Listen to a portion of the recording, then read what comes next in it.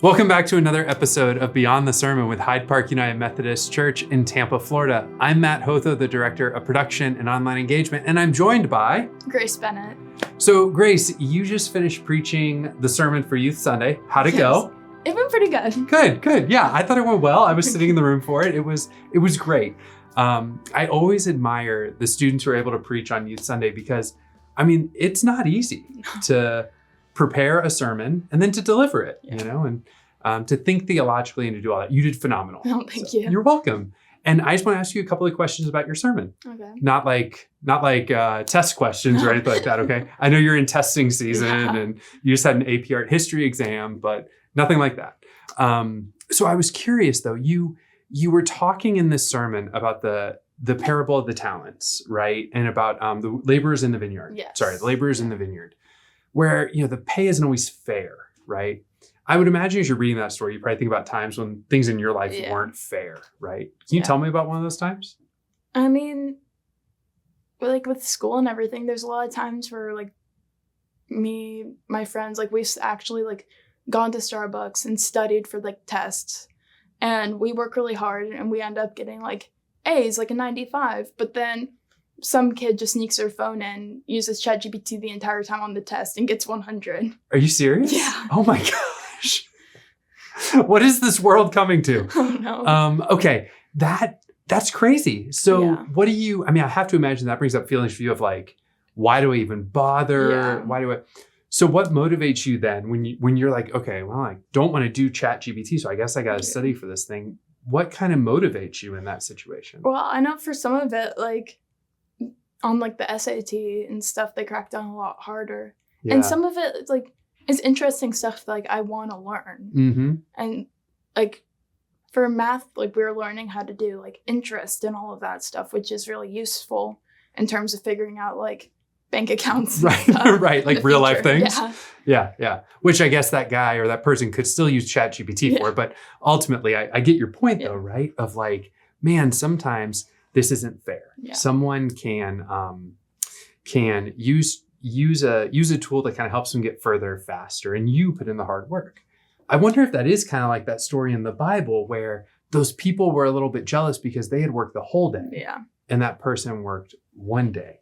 But whereas I was talking about a test in ChatGPT, you in your sermon were talking about how it's like faith, how you have spent your whole life learning faith, practicing faith. And then there's people who just kind of discover it later in life. Yeah. So tell me what you were kind of trying to tease out there.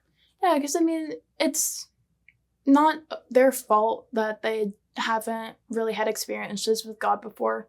If like, there's just so many different circumstances for every single person. It's never the same for any one of us. Yeah.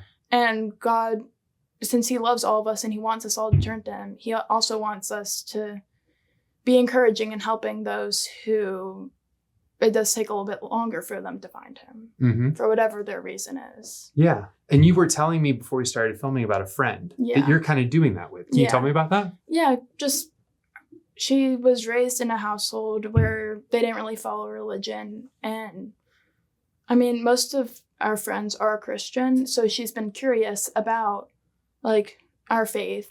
So we've been trying to explain it to her, help her. Even though her mom's just, I'm not sure what happened there.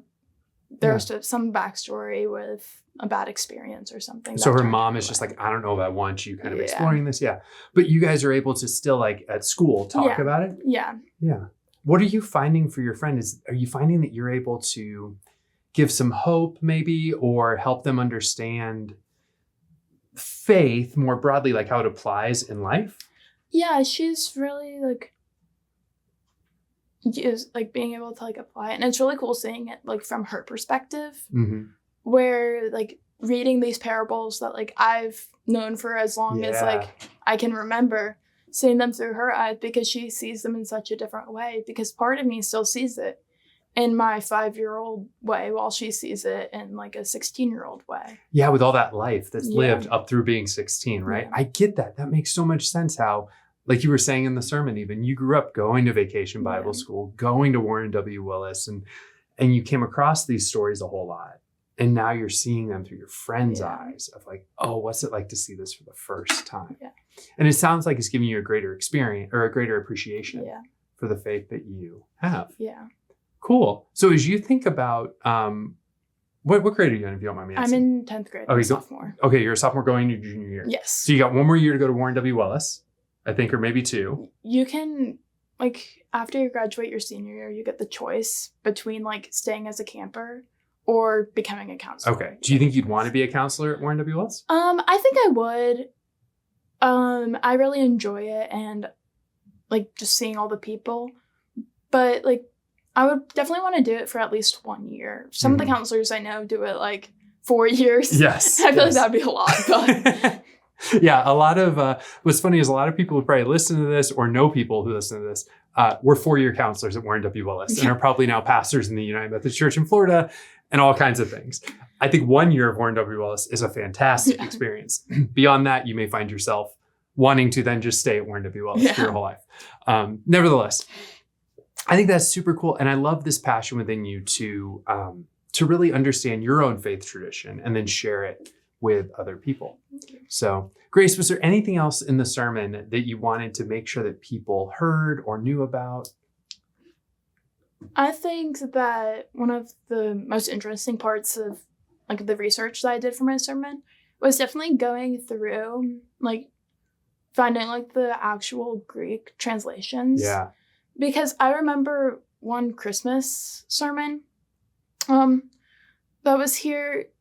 Gray had done one where it was about, how would, like, he wasn't, like, technically, like, born, like, in a barn. Oh, yeah. Because it was, like, the Greek word, it's, like, translated into barn, but it's not really, it's more, like, connected to their house sort of thing. Yeah. And I thought that was really cool. So I'm definitely really interested to go through more of, like, the Bible stories to see, like, what meanings we've missed out on because of, like, the differences in the language translations and stuff. Yeah.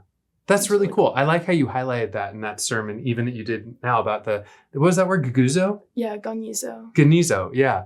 The idea of, well, describe that word again for us. Yeah, it's, like, the idea of people arguing in circles when they don't really know what they're even arguing about because they're uninformed about the topic. Yeah. Wow. We could use that word today. Yeah.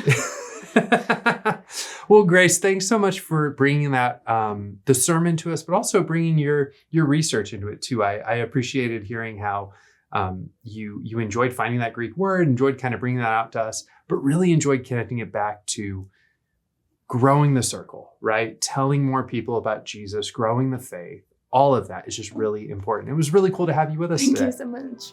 Thanks so much for preaching. And thank you to you for joining us for Beyond the Sermon. We'll be back next week for Pentecost, actually. Hey, we're starting a new season in the life of the church. In the meantime, you can go to the Next Steps page and learn more about Hyde Park United Methodist Church. I'm Matt Hotho. I'm Grace Bennett. We'll see you next time.